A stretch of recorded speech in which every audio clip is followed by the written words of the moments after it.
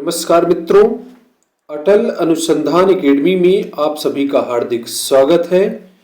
मित्रों, पिछली क्लास में आपने भारतीय संविधान के अंतर्गत भारत के महान्यायवादी एवं राज्य के महाधिवक्ता के बारे में विस्तृत रूप से अध्ययन किया था।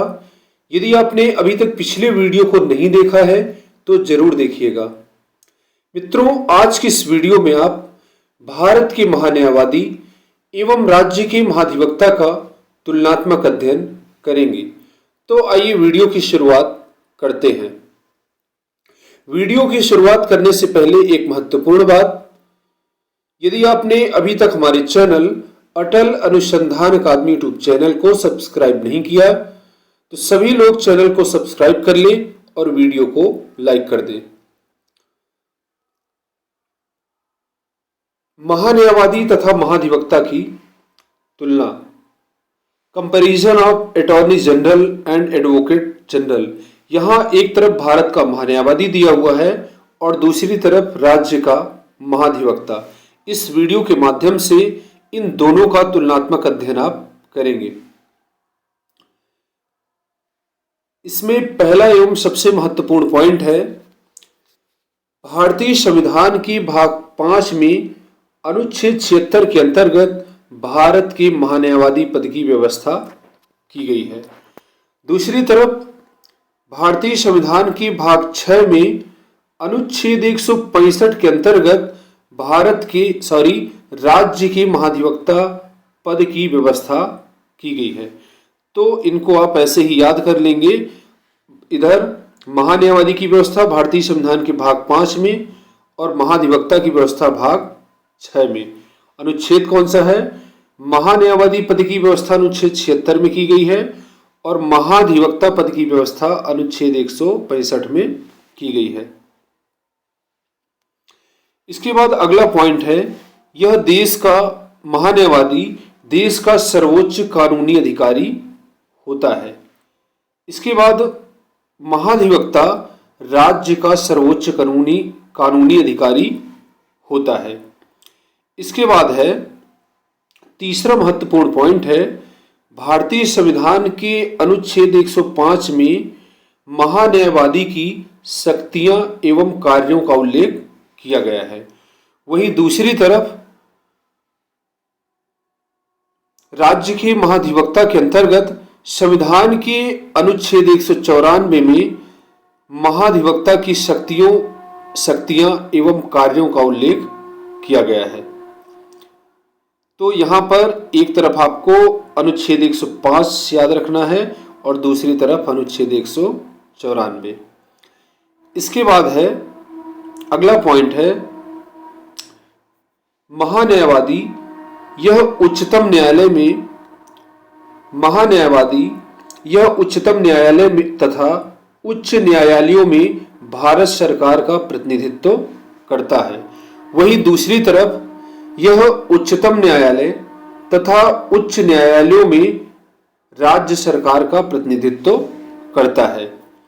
इसके बाद महान्यायवादी की नियुक्ति केंद्रीय मंत्रिपरिषद की सलाह पर राष्ट्रपति के द्वारा की जाती है। ये बहुत ही महत्वपूर्ण है और बार बार यह प्रश्न विभिन्न प्रतियोगी परीक्षाओं में पूछा जा चुका है। इसमें प्रश्न पूछा जा सकता है कि महान्यायवादी की नियुक्ति कौन करता है? तो राष्ट्रपति करता है। और किसकी सलाह पर? केंद्रीय मंत्रिपरिषद की सलाह पर भारत के राष्ट्रपति द्वारा महान्यायवादी की नियुक्ति की जाती है। वहीं दूसरी तरफ राज्य के महाधिवक्ता की नियुक्ति उस राज्य की मंत्रिपरिषद की सलाह पर उस राज्य के राज्यपाल द्वारा की जाती है। तो यहाँ पर देख रहे हैं आप, यहाँ पर केंद्रीय मंत्रिपरिषद की सलाह पर राष्ट्रपति द्वारा और दूसरी तरफ राज्य की मंत्रिपरिषद की सलाह पर राज्य के राज्यपाल द्वारा नियुक्ति की जाती है। अब कार्यकाल की बात आती है तो भारतीय संविधान में महान्यायवादी एवं महाधिवक्ता के कार्यकाल के बारे में कोई प्रावधान नहीं है कितने साल का होगा, किंतु यहाँ पर व्यवस्था है, भारत का महान्यायवादी राष्ट्रपति के प्रसाद पर्यंत अपना पद धारण करता है। इसका मतलब ये है कि राष्ट्रपति जब तक प्रसन्न है, जब तक खुश है, जब तक राष्ट्रपति चाहेंगे तो महान्यायवादी अपने कर्तव्य पर बना रहेगा, और जब राष्ट्रपति नहीं चाहेंगे तब उसको पद से हटा देंगे। किंतु किसी भी महान्यायवादी को बिना केंद्रीय मंत्रिपरिषद की सलाह के राष्ट्रपति को हटाने का अधिकार नहीं है। केंद्रीय मंत्रिपरिषद की सलाह पर ही नियुक्ति की जाती है और केंद्रीय मंत्रिपरिषद की सलाह पर ही किसी भी व्यक्ति को महान्यायवादी पद से हटाया जा सकता है। इसी तरह से दूसरी तरफ व्यवस्था है, महाधिवक्ता राज्यपाल के प्रसाद पर्यंत अपना पद धारण करता है। महाधिवक्ता के बारे में भी, महाधिवक्ता के कार्यकाल के बारे में भी उल्लेख नहीं है। इसमें यह लिखा गया है, महाधिवक्ता राज्यपाल के प्रसाद पर्यंत अपना पद धारण करेगा। यानी राज्यपाल जब तक प्रसन्न है तब तक महाधिवक्ता अपने पद पर कार्य करेगा, और जब नहीं प्रसन्न होंगे, चाहेंगे कि उनको हटा दें, तब उनको हटा सकते हैं। ये तो कहने के लिए है। रियलिटी ये है कि जब तक राज्य की मंत्रिपरिषद सलाह नहीं देगी कि किसी भी व्यक्ति को महाधिवक्ता पद पर नियुक्त करना है या उसको पद से हटाना है, तब तक राज्यपाल किसी भी व्यक्ति को पद से हटा नहीं सकते हैं। किंतु यहाँ पर इनको आप याद रखेंगे, महान्यायवादी राष्ट्रपति के प्रसाद पर्यंत अपना पद धारण करता है, और वहीं दूसरी तरफ महाधिवक्ता राज्यपाल के प्रसाद पर्यंत अपना पद धारण करता है। बात करते हैं वेतन भत्तों की। तो भारतीय संविधान में महान्यायवादी के वेतन भत्तों के बारे में कोई उल्लेख नहीं किया गया है। इसमें संविधान में लिखा गया है कि महान्यायवादी को राष्ट्रपति द्वारा निर्धारित पारिश्रमिक प्रदान किया जाएगा। यहाँ पर पारिश्रमिक शब्द का उपयोग किया गया है, ना कि वेतन भत्तों का। वही दूसरी तरफ महाधिवक्ता के वेतन भत्तों के बारे में भी संविधान में उल्लेख नहीं किया गया है, कोई प्रावधान नहीं किया गया है। वहां पर भी लिखा हुआ है, राज्यपाल द्वारा निर्धारित पारिश्रमिक महाधिवक्ता को प्रदान किया जाएगा। इसके बाद एक बहुत ही महत्वपूर्ण बात है, अनुच्छेद 88। इसको आप याद रखेंगे।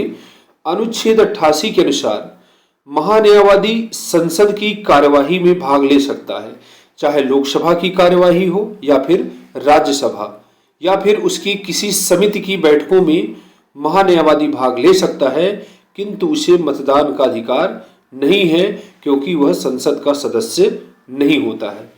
वही दूसरी तरफ अनुच्छेद 177 के अनुसार महाधिवक्ता राज्य विधानमंडल की कार्यवाही में, चाहे वह विधानसभा की कार्यवाही हो या विधान परिषद की या फिर उन सदन की किसी समिति की कार्यवाही में भाग ले सकता है, बैठक में भाग ले सकता है, किंतु मतदान का अधिकार उसको नहीं होता, क्योंकि वह ना तो विधान परिषद का सदस्य होता है और ना ही विधानसभा का। इसके बाद अगला है, वह भारत सरकार के खिलाफ मुकदमों की सुनवाई नहीं कर सकता। भारत सरकार के खिलाफ किसी पक्ष की ओर से मुकदमों की सुनवाई नहीं करेगा, यहाँ पर निषेध किया गया है। दूसरी तरफ महाधिवक्ता राज्य सरकार के खिलाफ मुकदमों की सुनवाई नहीं करेगा। इसके बाद अगला है, महान्यायवादी को भारत के सभी न्यायालयों में सुनवाई का अधिकार प्रदान किया गया है। दूसरी तरफ राज्य के महाधिवक्ता को राज्य के सभी न्यायालयों में सुनवाई का अधिकार प्रदान किया गया है। तो दोस्तों, ये यहाँ इस वीडियो के माध्यम से आपने महान्यायवादी एवं महाधिवक्ता का तुलनात्मक अध्ययन किया है, और मुझे उम्मीद है कि महान्यायवादी एवं महाधिवक्ता के चैप्टर को आप अच्छी प्रकार से समझ लिए होंगे, नोट्स तैयार कर लिए होंगे और ऑब्जेक्टिव प्रश्न भी सॉल्व कर लिए होंगे। इस प्रकार से आपकी असिस्टेंट प्रोफेसर की तैयारी अच्छे से चल रही होगी। और तो आज के लिए बस इतना ही। मिलते हैं नेक्स्ट वीडियो में। पूरा वीडियो देखने के लिए बहुत बहुत सा धन्यवाद। यदि वीडियो आपको अच्छा लगा है तो वीडियो को लाइक करिए, चैनल को सब्सक्राइब करिए व अधिक से अधिक लोगों के बीच में शेयर करिए। धन्यवाद।